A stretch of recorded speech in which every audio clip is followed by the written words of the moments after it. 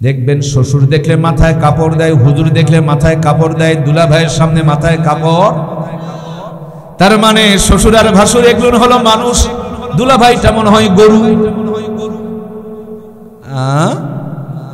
বন গরু, চুরিওয়ালা মনে হয় ছাগল, চুরিওয়ালা গ্রামে গ্রামে চুরি বিক্রি করে না, আইরে বাপ, হুজুর দেখলে মাথায় সেই ঘোমটা, আর চুরিওয়ালার মনে হয় ঘাড়ত চলবে। আমি আমার মহতাময়ী মা বোনগুলোকে বলতে চাই, আপনাদের খেদমতে আমার আরজ, পর্দা কার জন্য হবে জোরে বলেন? শ্বশুর ভাসুর হুজুর খেজুর সবার জন্য পর্দা করতে হবে। 14 জন ব্যতীত সবার সামনে পর্দা করতে হবে। 4টা কাজ করলে আল্লাহ জান্নাতের 8টা দরজা খোলা রেখে দিবেন। 4 নম্বর কাজ হলো স্বামীর খেদমত। মনে কি আছে? এই জায়গাটায় মায়েদের একটু বেশি রোগ ধরা পড়ে যায়। সবার কথা মানতে চাই, স্বামীর কথা মানতে রাজি। আমার বউ গিয়ে আপনারা কোনো কথা কবেন, যত সহজে মানবে আমার কথা কিন্তু মানবে। আবার আপনার বউ গিয়ে আমি বলবো, আমারটা যত সহজে মানবে আপনারটা কিন্তু তত সহজে মানবে। এই জন্য মায়েদের এই জায়গাটাতে বড় রোগ বিরাজ করে। যারা যারা বিয়ে করেছেন তারা একটু সত্যি করে ইমানের সাথে বলেন, আমি কি ভুল কইলাম? আল্লাহ মা বোনগুলোকে স্বামী ভক্ত বানায় দেখ, জোরে বলি আমিন। অথচ মেয়েদের জন্য স্বামী হলো বড় বড় পীর। আল্লাহ আমার মা বোনগুলোকে স্বামী ভক্ত বানায় দাও, স্বামীর খেদমত করা তৌফিক দাও, সতীত্বের হেফাজত করা তৌফিক দাও, সুন্দর করে রোজার হক আদায় করে রোজা রাখার তৌফিক দাও, 5 ওয়াক্ত নামাজ পড়ে জান্নাতের 8খানা দরজা খোলা রাখার তৌফিক দিয়ে দাও, আমিন। নবীজি মেরাজ থেকে যখন ফিরে এসেছেন, এসে বলছিলেন, আমি বেশিরভাগ মেয়েদেরকে জাহান্নামে দেখে আসলাম, মনে কি আছে? সাহাবায়ে কেরাম আরজ করলেন, নবী গো, কেন বেশিরভাগ মেয়েদেরকে জাহান্নামে দেখলেন? তিনি 2টা কথা বলেছিলেন। 1 নম্বর কথা, ওরা কোথায় কোথায় মানুষের প্রতি লানত আর অভিশাপ দেয়। 2 নম্বর, তারা এই জবান দিয়া সবচেয়ে বেশি অকৃতজ্ঞতা আদায় করে, তার বেশিরভাগ স্বামীর জন্য করে, ঠিক কিনা? আগুনের ভিতরে পড়ে আল্লাহর পয়গম্বর তার শরীর থেকে রশি দড়ি বাঁধনগুলো পুড়ে যাওয়ার পর যখন একটু স্বস্তি ফিল করছিলেন, ভালো লাগা কাজ করতেছিল, আগুনের ভিতরে দাঁড়ায়া দাঁড়ায়া 4টা রাকাত নামাজ আদায় করেছিলেন। আল্লাহর কাছে বড় ভালো লেগেছিল।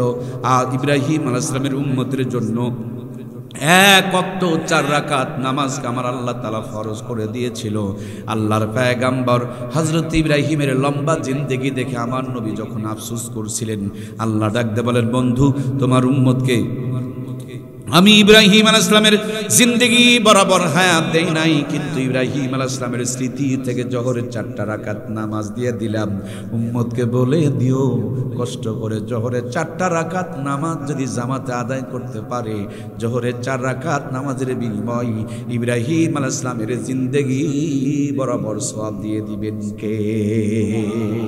ফজরের 2টি রাকাত নামাজ আদি পিতা আদমের স্মৃতি, জোহরের 4টা রাকাত নামাজ জাতির পিতা সাইয়েদনা হযরত ইব্রাহিম আলাইহিস সালামের স্মৃতি। এভাবে 5 ওয়াক্ত নামাজ 5 জন নবীর স্মৃতি থেকে আমার আল্লাহ দান করেছেন। সামনে আবার যদি কোনো দিন নাই, আবার আমরা বাকি 3 রাকাত নামাজ নিয়ে আলোচনা করব। মূল কথা হলো এই উম্মতকে আমার আল্লাহ বড় ভালোবাসে, এই জন্য 5 ওয়াক্ত নামাজ 5 জন নবীর জিন্দেগি থেকে দান করেছে। প্রত্যেক দিন 5 ওয়াক্ত নামাজ পড়লে 50-এর সওয়াব পাওয়া যাবে। 5 ওয়াক্ত নামাজ পড়লে 5 জন নবীর জিন্দেগি বরাবর সওয়াব পাওয়া যাবে। সেই নামাজ আজকের ফজর থেকেই শুরু করা দরকার আছে না নাই? আমার প্রিয় ভাইরা, নামাজকে ধরুন। একদিন নামাজ আপনাকে ধরবে, যেদিন নামাজ আপনাকে ধরবে, আসরের আজান হলে 4 দোকানে কেউ আপনাকে আটকাইতে পারবে? যেদিন নামাজ আপনাকে ধরবে, ঘুম থেকে উঠে উঠে বারবার হাতের ঘড়িটা দেখবে আর চিন্তা করবে কখন আজান দিবে, কখন আজান দিবে।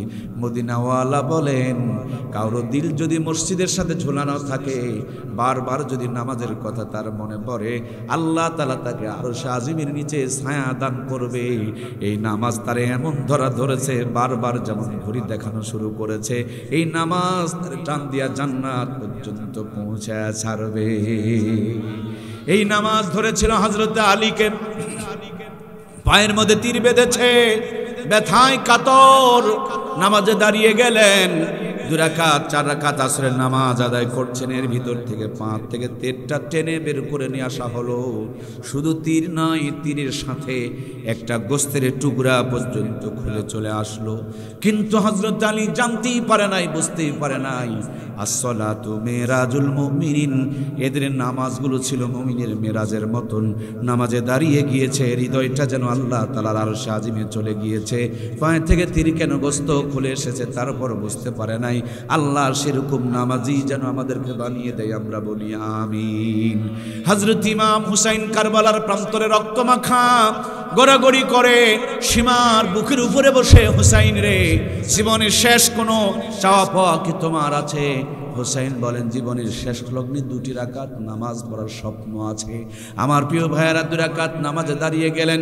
2 রাকাত নামাজ পড়তে পড়তে 70 থেকে 72টা তীর তার বডির মধ্যে লেগে গেল। আল্লাহর নবীর সাহাবী, আল্লাহর নবীর আদরের নাতি, 70 থেকে 72টা তীর কলিজার মধ্যে নিয়ে দাঁড়িয়ে দাঁড়িয়ে নামাজ পড়লেন, নামাজ থেকে বিচলিত হলেন না। নামাজ যখন শেষ হয়ে গেল, ডান দিকের তীর টান দিলে কলিজা নড়ে, বাম দিকের তীর টান দিলে কলিজা নড়ে। আমার প্রিয় ভাইয়েরা, সেই নামাজ যদি আমাদের সুন্দর হয়ে যায়, দুনিয়া আখিরাত সুন্দর করে দিবেন কে? নবীজি যখন দুনিয়াতে আগমন করেন, সিজদার হালতে এসেছেন। আম্মা জান আয়েশা সিদ্দিকা বলেন, আল্লাহর হাবিব চলে যাচ্ছেন, ঠোঁট দুটো নড়তেছে, নবী যেন কি বলতেছে, কান পর্যন্ত সাউন্ড আসতেছে না।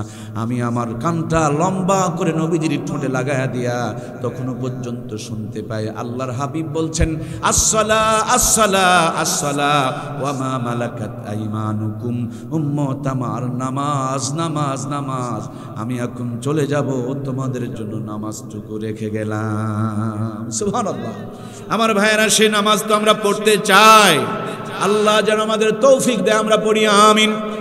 নামাজের লম্বা ওয়াজ করতে গিয়ে আজকেই যদি ফজরের নামাজ কাজা হয়ে যায়, লাভের চাইতে লস বেশি হবে। ফেরেশতারা আপনাদের চাইতে আমার বেশি গুতান দিবে।